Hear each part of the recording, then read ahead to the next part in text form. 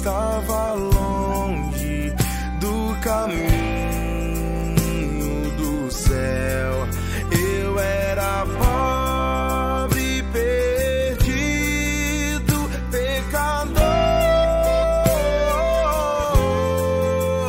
mas Jesus já transformou minhas trevas em luz, quando Ele estendeu a sua mão. A paz do Senhor Jesus, meu amado. A paz do Senhor. Um bom dia para você. Que o Senhor possa estar trabalhando, atuando na sua vida. Que hoje o Senhor possa falar com você, falar comigo. Que o Senhor possa encher o nosso coração de paz. O Senhor está com você. O Senhor está comigo. O Senhor está conosco. O Senhor está do nosso lado.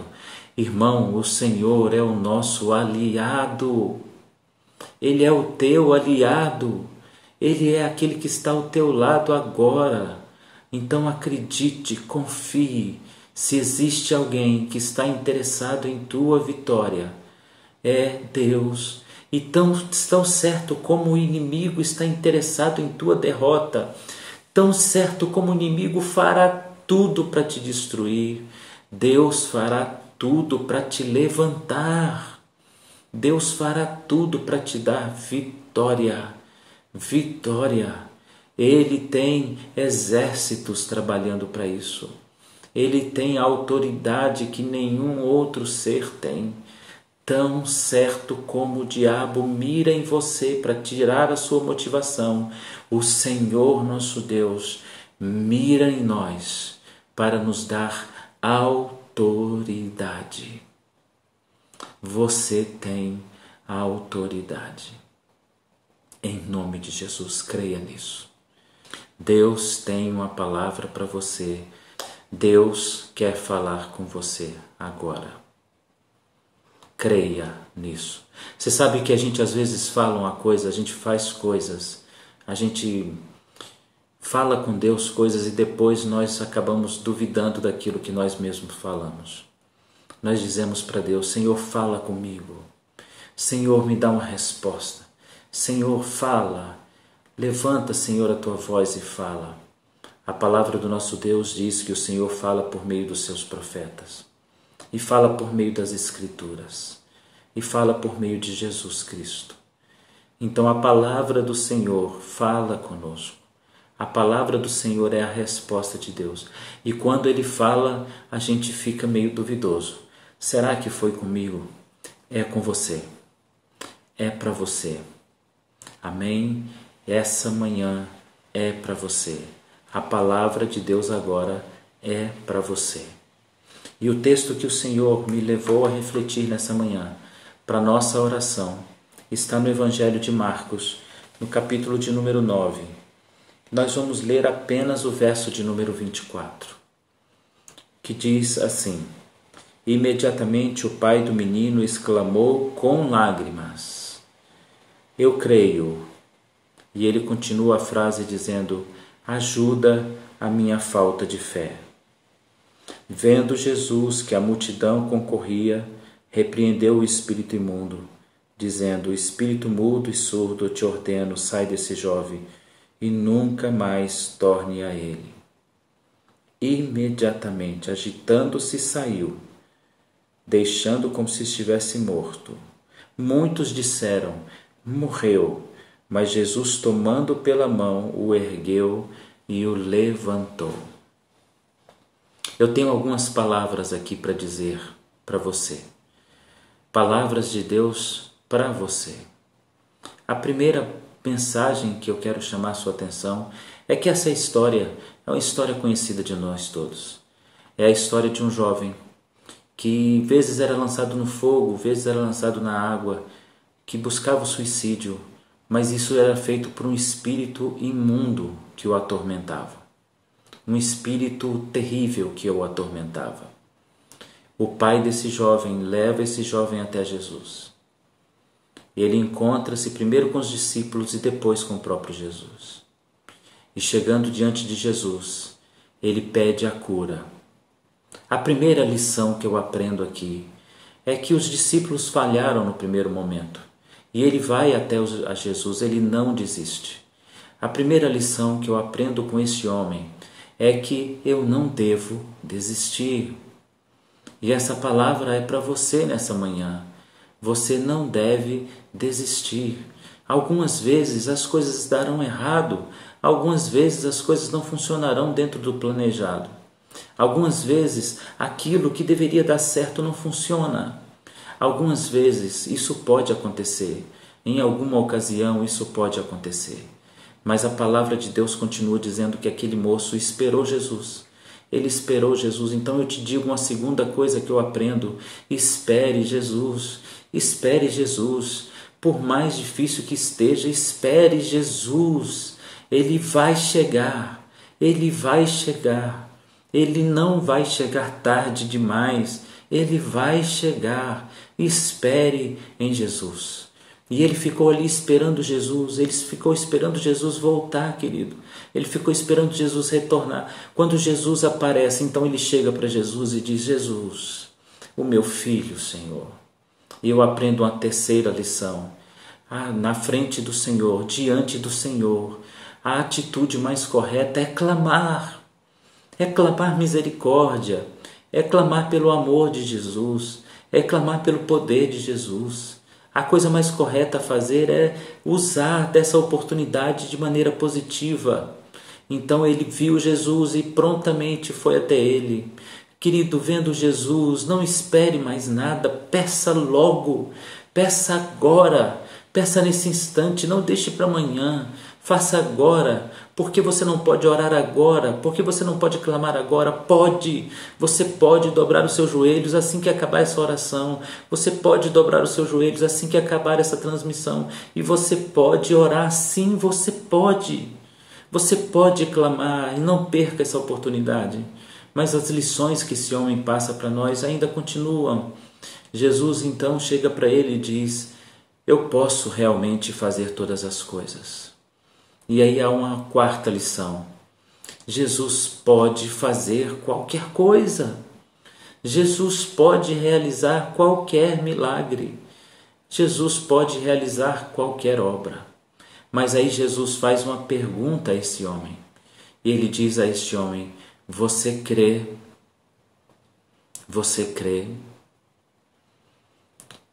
E aí entra uma coisa interessante. Muito interessante. A palavra de Deus diz em Hebreus capítulo 11: sem fé é impossível agradar a Deus. Sem fé é impossível agradar a Deus. Jesus então chega para esse homem e pergunta: você crê? Você crê que eu possa fazer? E eu aprendo uma quinta lição. É muito importante acreditar que Jesus possa fazer. É fundamental que acreditemos que ele possa fazer. Mas a resposta desse homem nos dá uma sexta lição. Ele diz, e imediatamente ele diz: eu creio. Mas ele continua dizendo: ajuda a minha falta de fé. E agora eu aprendo uma sexta lição com esse homem. Ele não tinha a convicção da fé. Querido, nem sempre nós teremos essa convicção da nossa fé. Nem sempre estaremos convencidos de que cremos. Nem sempre estaremos convencidos. O problema, quando se estende por muito tempo, as nossas emoções são envolvidas. As nossas emoções são colocadas nisso. Quando a luta se estende por muito tempo, as nossas emoções ficam comprometidas. Os nossos sentimentos ficam comprometidos. E a certeza, a convicção desse homem, ela foi abalada. As emoções dele confundem a sua fé. Você percebe isso? Ele diz para Jesus: Senhor, eu creio. Irmão, e eu vou dizer uma coisa para você: se ele não cresce, ele não iria atrás de Jesus. Se ele não acreditasse, ele não buscaria Jesus. Se ele não confiasse, ele não iria atrás dele. Ele não esperaria Jesus voltar. Ele não ficaria aguardando Jesus descer do monte. Ele não ficaria, não, ele iria buscar outra saída, ou saída alguma, iria desistir. mas as nossas lutas confundem a nossa convicção e nem sempre estaremos emocionalmente convictos. Talvez hoje você não esteja convencido de que crê o suficiente. Talvez hoje você não esteja convencido de que acredita o suficiente. Mas o que é a fé? A fé, segundo Hebreus capítulo 11, é um firme fundamento nas coisas que nós esperamos e a certeza das nossas expectativas em Deus, de que elas vão acontecer. É um firme fundamento em Deus, de que Ele vai fazer. É a certeza de que Ele tem poder para fazer. Por isso, a fé, ela pode ser também traduzida como uma esperança certa. Uma esperança certa, segura. Ter fé é ter uma esperança convicta, não a esperança tola, mas nem sempre nós estaremos emocionalmente convencidos. E este homem nos dá uma sexta lição. Ele diz: ajuda a minha falta de fé. E em paralelo com a palavra que o Senhor disse, sem fé é impossível agradar a Deus, era hora de Jesus dizer: então eu não vou te ajudar, homem. Mas ele ajuda. Porque o que faltava àquele homem não era fé. O que faltava àquele homem era convicção. Querido, não te falta fé. Talvez te falte a convicção de que o que você tem é suficiente para Deus. Amém? O que você tem é suficiente. Jesus Cristo certa vez disse: se você tiver fé como um grão de mostarda. E às vezes a nossa convicção, olhando para a nossa fé, isso não é nada, Senhor. Eu não acredito que isso seja capaz de fazer alguma coisa. Mas isso é capaz de fazer. Porque não é também pela dimensão da tua fé. Não é pela dimensão da sua estrutura. Não é pela tua convicção, pela tua certeza. É por Ele. É por Ele que as coisas serão feitas. Então aquele homem nos dá uma sexta lição. Jesus repreendeu o espírito que atuava naquele menino. E eu aprendo uma sétima lição. Jesus sempre agirá, mesmo que a gente ache que não tem fé suficiente. Então, se você clamar ao Senhor hoje, Ele vai agir. Mesmo que você não esteja convicto, 100% convencido de que Ele vai te ouvir, Ele vai te ouvir. Jesus repreendeu o espírito daquele menino. E diz a palavra de Deus que ele caiu como morto. E todos ao redor olharam e disseram: ele está morto. E eu aprendo uma oitava lição com esse jovem, com essa história. Eu aprendo que às vezes a ação de Jesus causa em nós a impressão de que ele fracassou. A ação de Jesus às vezes não é a ação que nós esperamos, então em nós nasce uma ideia, uma expectativa de que ele falhou. E todos olharam para aquele jovem e pensaram: ele morreu. A oração de Jesus fracassou. E eu aprendo uma oitava lição. Às vezes nós chegamos a essa convicção. Mas o Senhor tem uma história para completar aqui.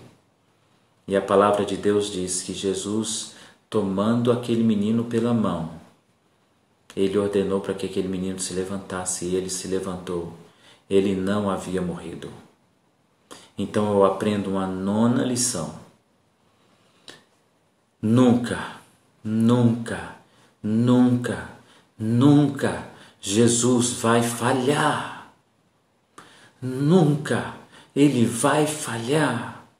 Ele nunca vai deixar de fazer o que Ele tem poder para fazer. Ele nunca, jamais falhou. E Ele não vai falhar. Ele não vai falhar. Ele é Deus. Ele é Deus. Ele não vai falhar. E ainda que todos olhem e digam: morreu, acabou, ele fracassou. Ele não vai falhar. Ele não vai falhar. Acredite nisso. E eu aprendo uma 10ª lição com essa história. Eu aprendo que aquele homem que esperou, que acreditou que não tinha fé, que sua convicção não estava segura, que aguardou Jesus, que teve um momento de fracasso com os apóstolos, que viu Jesus orando e o seu filho como morto, saiu dessa história com seu filho vivo, com seu filho restaurado, com seu filho curado, com um testemunho de vitória. Aleluia! Aleluia! É assim que terminam as histórias onde a fé atua. É assim que cada história de fé termina. E é assim que vai terminar a tua história de fé.